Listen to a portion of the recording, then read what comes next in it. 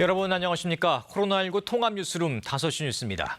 한미 정상회담에 대해 여야의 반응은 엇갈리고 있습니다. 민주당은 판문점 선언의 국회 비준 협의 등 국회 차원에서 뒷받침하겠다고 밝혔지만 국민의힘은 청와대와 여당의 자화자찬이 지나치다며 낯뜨거운 호들갑이라고 비판했습니다.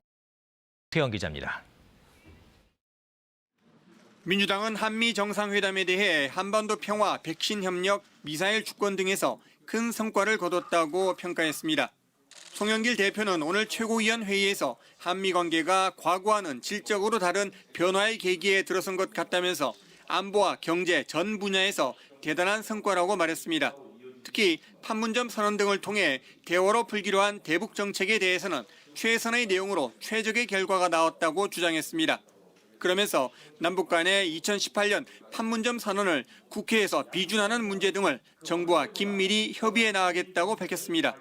윤호중 원내대표는 이제 입법과 예산 지원에서 국회가 협력해야 할 것이라고 주장하기도 했습니다.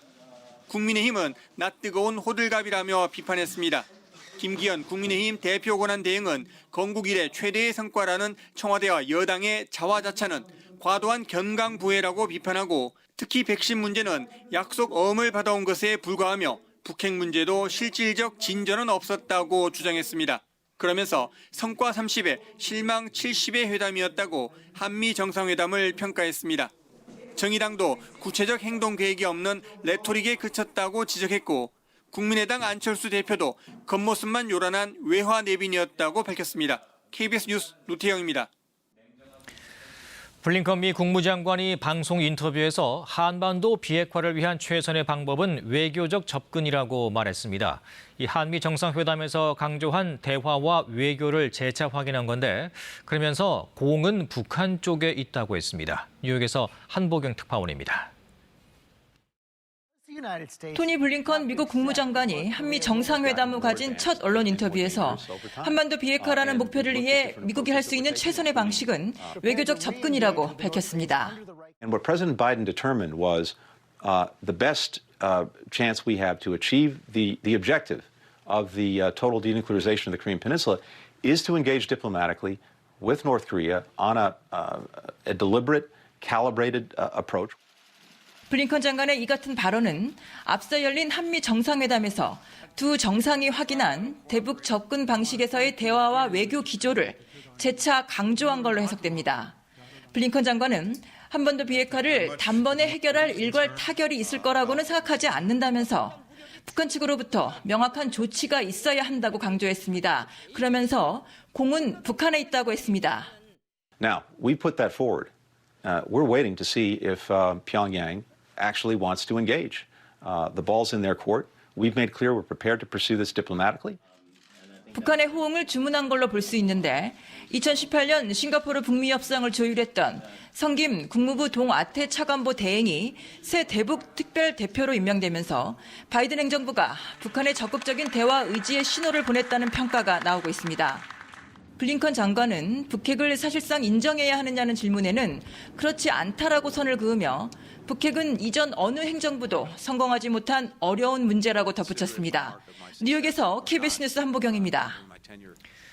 한미 정상회담 공동성명에 대해 싱하이밍 주한 중국 대사는 중국을 겨냥한 것을 알고 있고 아쉽다는 입장을 밝혔습니다. 싱하이밍 대사는 서울 밀레니엄 힐튼 호텔에서 열린 중국 공산당 100년과 중국의 발전 세미나에서 만난 취재진에게 타이완 문제는 중국 내정인데 공동성명에 나왔고 남중국해 문제와 쿼드 문제, 인도 태평양 전략 문제도 얘기했다고 언급했습니다.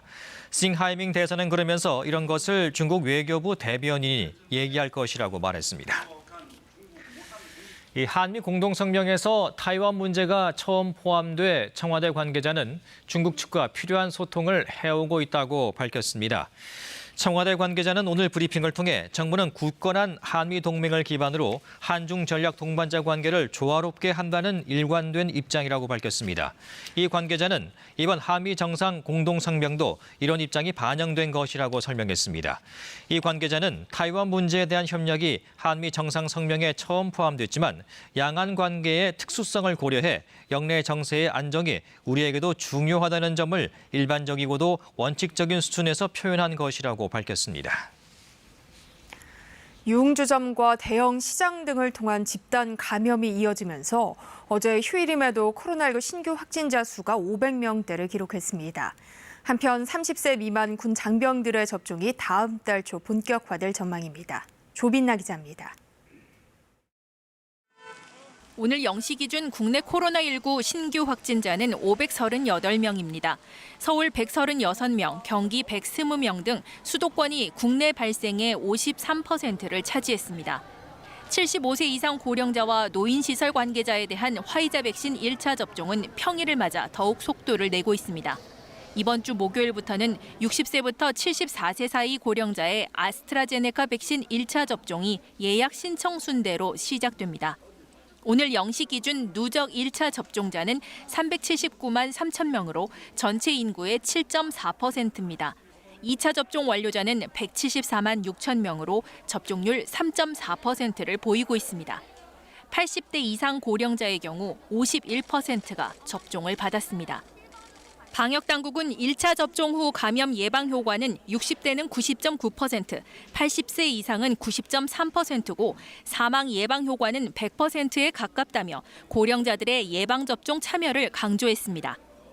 한편 30세 미만 군장병 41만여 명의 코로나19 백신 접종이 다음 달 7일부터 본격화합니다. 한미 정상회담 합의 등을 고려해서 백신에 대한 그 종류 그리고 백신 제공 가능한 시기 등 세부적인 내용들을 좀 확인하고 국방부와 협의해서 30세 미만 군 장병에 대한 접종 계획을 세부적으로 마련을 해서 추진하도록 하겠습니다. 기존에 정부가 계약한 모더나 백신 5만 5천 회분도 31일 국내에 처음으로 들어옵니다. 백신 도입 TF는 이미 도입이 확정된 아스트라제네카와 화이자 백신으로 상반기 1,300만 명 접종을 하고 새로 도입되는 모더나 백신 등을 포함해 접종 계획을 보완할 계획입니다. KBS 뉴스 조빈나입니다. 대구에서는 유흥업소에서 발생한 집단 감염이 빠르게 확산하고 있습니다.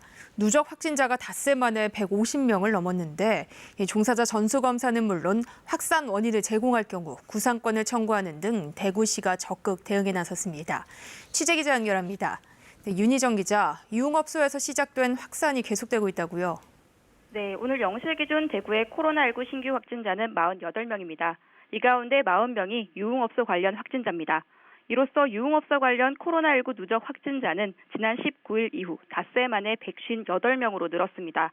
오늘 0시 이후 현재까지 13명이 더 추가돼 관련 확진자는 더 늘 것으로 보입니다. 종사자들이 업소에서 제공하는 좁은 원룸 등에서 함께 생활하는 데다 업소 대다수가 지하에 있거나 창문이 없는 밀폐된 곳이다 보니 감염이 빠르게 확산한 것으로 추정됩니다. 이처럼 유흥업소에서 발생한 집단 감염이 극속도로 확산하자 대구시는 특별팀을 구성해 대응에 나섰습니다. 오는 30일까지 3,300여 곳의 유흥업소에는 집합금지 명령이 내려졌고 종사자들에 대해서는 전수 진단검사를 진행합니다.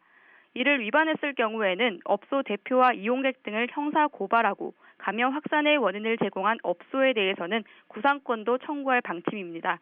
임시선별 검사소는 기존 한 곳에서 한 곳을 추가해 두 곳을 운영하고 진단검사팀도 한 팀을 늘려 세 팀을 운영합니다. 특히 확진자가 매일 50명씩 발생할 경우 이번 주에 병상 가동률이 80%를 넘을 가능성이 있다며 160병상을 갖춘 생활치료센터를 미리 준비하고 있다고 대구시는 설명했습니다. 또 변이 바이러스 확산의 가능성도 있는 만큼 그동안 질병관리청에서만 가능했던 변이 바이러스 검사를 대구에서도 가능하도록 중대본에 건의하겠다고 밝혔습니다. 지금까지 대구에서 KBS 뉴스 윤희정입니다. 세종시의 한 어린이집에서 교사와 원아 등 20명이 집단 감염됐습니다. 교사와 원아 30명이 아직 검사 결과를 기다리고 있는데요. 이 세종시는 확진자의 접촉자를 비롯해 전체 어린이집 종사자 등 3,500여 명에 대해 전수검사를 하기로 했습니다. 박연선 기자입니다. 세종시 소담동의 한 어린이집에서 코로나19 집단 감염이 발생했습니다. 원아 8명, 원아 가족 3명, 교사 등 직원 6명, 직원 가족 3명 등 모두 20명입니다. 이들 중 최초 감염자는 40대 보육교사로 그제 세종시의 보육교사 선제검사에서 무증상 상태로 코로나19 감염이 확인됐습니다. 또 같은 날 해당 어린이집 학부모 1명이 기침 등의 증상을 보여 자발적 검사를 받은 결과 어제 확진됐습니다. 이에 따라 어제부터 해당 어린이집 원아와 교사, 그 가족 등을 대상으로 진단검사가 실시됐고 이 가운데 현재까지 18명이 추가로 확진 판정을 받았습니다. 하지만 아직 원아 28명과 직원 2명의 결과가 나오지 않아 추가 감염 우려가 남아있는 상태입니다. 해당 어린이집은 다음 달 3일까지 일시 폐쇄됐습니다. 세종시는 이들의 밀접 접촉자와 가족 등 200~300명을 추가 조사하고 조사 범위를 넓혀 세종 지역 내 어린이집 종사자 등을 전수조사하기로 했습니다. 관내 어린이집 전체 교직원을 포함한 종사자 전체 3,500명에 대하여 금주 중으로 전수검사를 실시하는 등 세종시는 또 첫 확진된 보육교사가 아직 감염 매개자나 지표 환자로 분류된 상황은 아니라며 집단 감염의 감염 경로에 대해서 추적 조사 중이라고 밝혔습니다. KBS 뉴스 박연선입니다. 법무부가 코로나19 영향으로 폐업한 경우 상가 세입자가 임대차 계약을 중도 해지할 수 있는 내용을 담은 상가 건물 임대차 보호법 개정안을 입법 예고했습니다. 개정안은 코로나19 등 감염병으로 인해 3개월 이상 집합금지나 제한 조치를 받은 세입자가 폐업을 신고할 경우 임대차 계약을 해지할 수 있도록 했습니다. 계약 해지의 효력은 세입자가 건물주에게 해지권을 행사하겠다고 통보한 날부터 3개월이 지나면 발생합니다.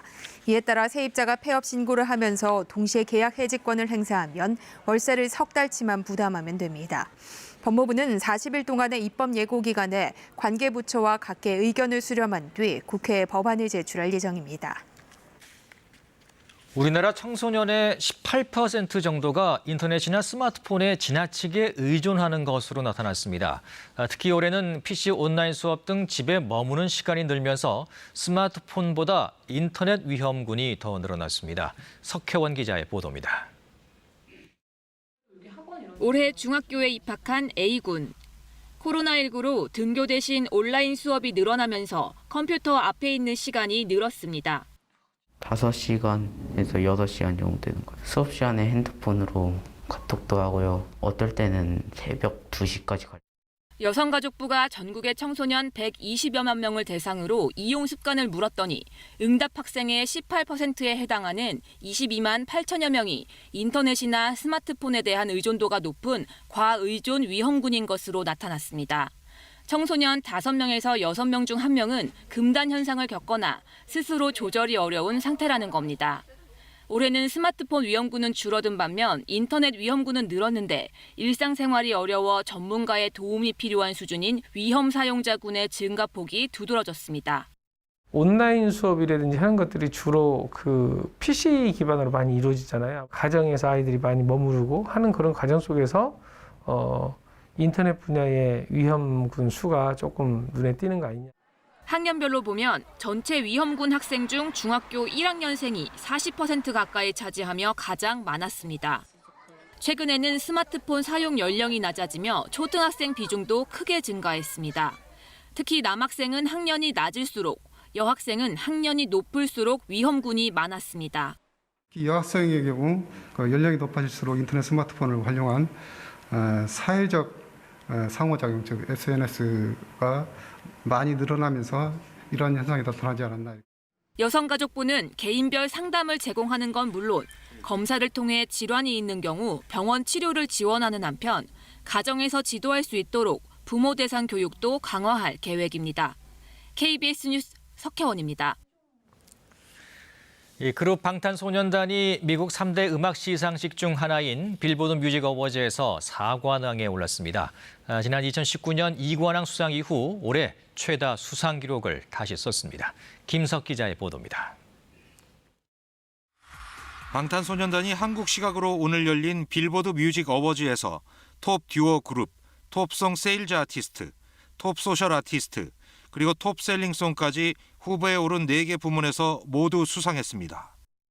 이들은 미국 로스앤젤레스 마이크로소프트 시어터에서 열린 빌보드 뮤직 어워즈 본행사에서 톱 셀링송 수상자로 호명됐습니다. 방탄소년단이 이 부분에서 수상하기는 처음입니다. 방탄소년단의 다이너마이트는 이 부분에서 게비 베럭과 찰스 푸스의 아이 오프, 메건 더 스텔리언의 세비지, 위켄드의 블라인딩 라이츠를 모두 제쳤습니다. 이들은 서울에서 화상으로 수상 소감을 전했습니다. 리더 RM은 이런 의미 있는 타이틀의 수상자가 돼 정말 영광이라며 우리는 다이너마이트를 통해 모두와 함께 신선한 에너지를 나누고 싶었고 이를 이뤘다는 증거가 이 상이라고 생각한다. 정말 감사드린다고 밝혔습니다. 방탄소년단은 2019년 빌보드 뮤직 어워즈에서 이관왕이 기존 최고 기록이었지만 올해는 후보에 오른 4개 부문에서 상을 모두 휩쓸며 자체 최다 수상 기록을 썼습니다. 아메리칸 뮤직 어워즈, 그래미 어워즈와 함께 미국 3대 음악 시상식으로 꼽히는 빌보드 뮤직 어워즈는 빌보드 차트에 기반해 시상하는 것이 특징입니다. 올해 시상식에는 지난해 3월 21일부터 올해 4월 3일까지의 차트가 반영됐습니다. KBS 뉴스 김석입니다. 오늘 오후 3시 19분쯤 인천시 대곡동의 한 스펀지 제조 공장에서 불이 나 소방당국이 대응 2단계를 발령하고 진화에 나섰습니다. 이 불로 인명피해는 발생하지 않았지만 406.2제곱미터 규모의 2층짜리 공장 내부가 모두 탔습니다. 소방당국은 대응 2단계로 경보령을 높여 진화 작업을 펴고 있습니다. 화재 현장에는 고성능 화차 3대와 소방 헬기 2대 등 장비 29대와 소방관 70여 명이 투입됐습니다. 소방당국 관계자는 불이 난 공장 뒤에 야산이 있어 불길이 번지는 것을 막기 위해 총력을 기울이고 있다고 밝혔습니다. 경찰이 채용 비리 의혹과 관련해 은수미 성남시장실 등을 압수수색했습니다. 경기 남부경찰청 반부패 경제범죄수사대는 오늘 오전 10시부터 성남시청 시장실과 채용 관련 부서 등 10여 곳에 대해 압수수색을 진행했습니다. 채용 비리 의혹과 관련한 경찰의 압수수색은 지난 2월에 이어 두 번째입니다. 앞서 은수미 시장의 전 비서관 이모 씨는 지난 1월 국민권익위원회에 은 시장 캠프 출신 인사 27명 등 33명이 성남시 산하기관에 부정 채용됐다는 내용의 신고서를 제출했고 이후 경찰이 관련 수사를 진행 중입니다. 다음 달 1일부터 전월세 신고제가 전국적으로 시행됩니다. 이에 앞서 일부 자치구에서 현재 시범 운영 중인데요. 현장 반응은 어떨까요? 허효진 기자가 다녀왔습니다. 지난달 19일부터 전월세 신고제를 시범 운영하고 있는 경기도의 자치구입니다. 다음 달 전면 시행을 앞두고 문의 전화가 2배 정도 늘었습니다. 하지만 신고제를 아예 모르는 주민들이 아직 더 많습니다. 모르시는 분들도 많아요. 확정 일자를 받으러 오신 임차인분들에게 임대차 신고에 대해서 설명드리고 그것도 같이 등록을 해드리고 있습니다. 이곳을 포함해 시범 운영 지역 5곳에서 임대차 계약을 등록한 건 지금까지 270여 건. 현장에서는 임차인 보호 측면에서 긍정적이라는 평가가 나오지만 집주인들의 우려 목소리도 여전합니다. 임대인들의 주요 관심은 이게 나중에 세금에 관련된 데이터로 활용되지 않을까 하는 것을 가장 우려스럽게 생각하고 계시죠. 다음 달 1일부터는 전월세 신고제가 수도권 모든 지역과 광역시, 세종시, 그리고 각도의 시 지역에서 전면 시행됩니다. 보증금 6천만 원이나 월세 30만 원이 넘는 신규 계약이나 금액이 바뀐 갱신 계약이 신고 대상입니다. 전월세 계약 뒤 30일 이내에 임대차 계약서만 관할 주민센터에 제출하면 확정 일자도 자동으로 부여됩니다. 부동산 거래관리 시스템 사이트를 통한 온라인 신고도 할 수 있습니다. 신고하지 않거나 거짓 신고하는 경우 최대 100만 원까지 과태료가 부과되지만 내년 5월까지는 계도 기간으로 과태료가 부과되지 않습니다. 정부는 고시원처럼 계약이 한 달을 넘지 않는 초단기 계약에 대해선 과태료를 면제하기로 했습니다. KBS 뉴스 허효진입니다. 코로나19 여파로 인삼 소비가 급감하면서 인삼 재배 농민과 상인들 걱정이 이만저만이 아닙니다. 가격이 30% 이상 떨어지고 판매까지 크게 부진해 보관 중인 인삼이 썩는 일까지 속출하고 있습니다. 임홍열 기자입니다. 국내 최대 인삼 산지인 금산의 한 수산센터입니다. 수확한 인삼을 먼저 팔기 위해 서로 흥정을 벌이는 농민과 상인들만 북적일 뿐 실제 소비자가 찾는 다른 매장은 손님이 거의 없어 썰렁합니다. 코로나19 여파로 인한 경기 침체에 대면 거래까지 막히면서 인삼 판매량이 지난해보다 30-40%가량 급감하면서 인삼 한 채 가격도 평균 2만 원 이상 떨어졌습니다. 이렇다 보니 제때 팔지 못한 인삼들 가운데 썩는 것도 속출하고 있습니다. 안 팔리니까 조금 오래 가니까 이렇게 썩어갖고 이래 죽고 저래 죽고 우리 금산 농민 상인 그냥 다 죽어요 지금. 백삼이나 홍삼 등 인삼 제품의 판매도 부진해 대형 저온 창고마다 재고가 가득 쌓여 있습니다. 지난해 인삼밭 수해에 이어 경영난까지 엎친 데 덮치면서 농사를 포기하는 농가까지 나오고 있습니다. 생업에 막대한 피해를 초래하고 있습니다. 최근에는 앞으로 인삼 경작을 하지 않겠다는 농민들이 늘어나고 있는 실정입니다. 자치단체는 구내 식단에 삼계탕을 자주 넣고 인삼 사주기 운동까지 벌이고 있습니다. 유관기관 단체라든가 기업들에게서 기관 내에 식당이 있는 부분에 대해서는 인삼을 활용해서 음식을 할 수 있게 그 협조 요청을 하고 다니고 있습니다. 하지만 지역 내 판촉 활동만으로는 소비를 늘리기 역부족이어서 농민들의 한숨이 커지고 있습니다. KBS 뉴스 임홍렬입니다. 이탈리아 북부에서 케이블카가 추락해 어린이를 포함해 14명이 숨졌습니다. 사고가 난 케이블카는 코로나19 여파로 1년 이상 멈춰 있다가 운행을 재개하자마자 사고가 났습니다. 지종익 기자입니다. 가파른 산등성이에 케이블카가 추락했습니다.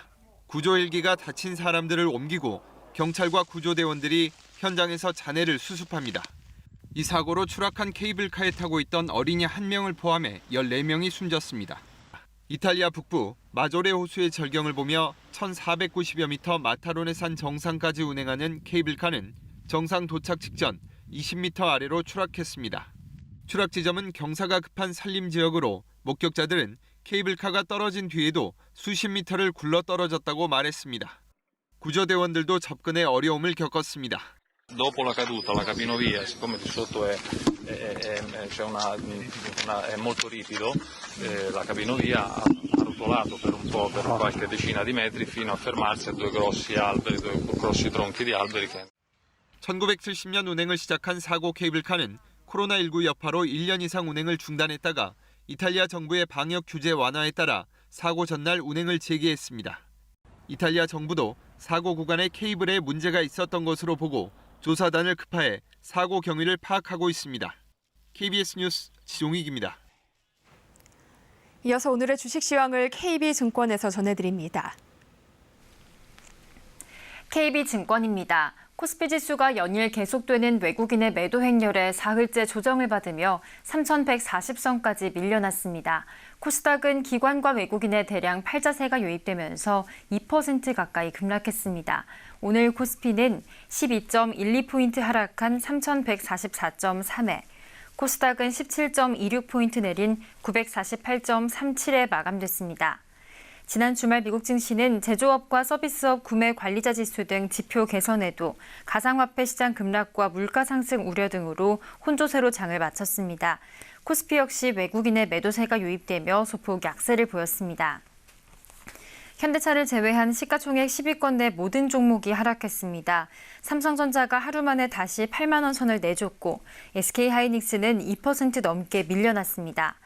반면 높은 5G 보급률을 기록한 KT는 5% 가까이 급등했고 한미 정상회담을 통해 40년 이상 유지되던 미사일 개발 제한이 풀리면서 한국항공우주 등 관련주가 줄줄이 오름세로 장을 마쳤습니다.